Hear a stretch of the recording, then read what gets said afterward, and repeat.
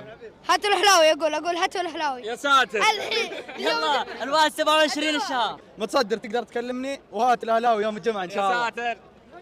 متصدر تعال تكلمني وهاتوا الهلاوي يوم الجمعه. هاتوا الاهلي هاتوا الاهلي. وهات الهلاوي هاتوا هذا الطحالب. الاهلي نبيه، تعال الاهلي تعال. يا تعال هيا. مين؟ اكيد الطحالب. الف مبروك الامه الهلاليه على الفوز. ثاني شيء هاتوا الاهلاوي، ترى ما نشوفك شيء، ما نشوفك شيء. تعال وصداره ضغط. هاتوا الاهلاوي بس، هاتوا تعال من جده تعال. صداره وجيبوا الاهلي. يا ساتر. اول شيء مبروك الفوز الهلاليه، واذا ما هزمنا الهلاويه احنا ما نعرف شيء. اول شيء مبروك لكل واحد هلالي، وهاتوا الاهلاوي. جيب الهلاوي جيب. تعال ابى امسح فيك البلاط. يا ساتر. هاتوا الاهلاوي. هاتوا الهلاوي. ناويين؟ ناويين ان شاء الله. يعطيك العافيه. لعبتنا الاهلي ان شاء الله.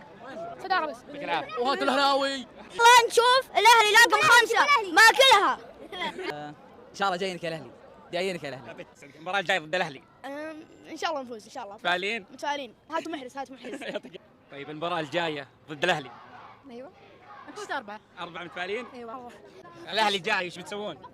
بنقفل الملف ان شاء الله.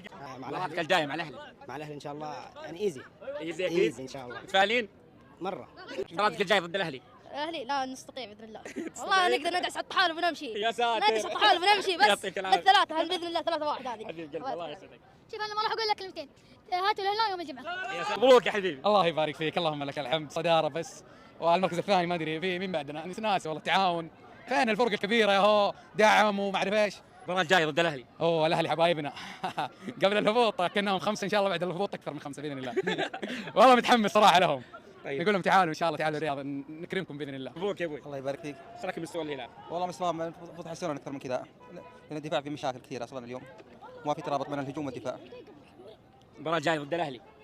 والله مباراه صعبه وتخوف صراحه، لان الفريق منظم، فريق قوي.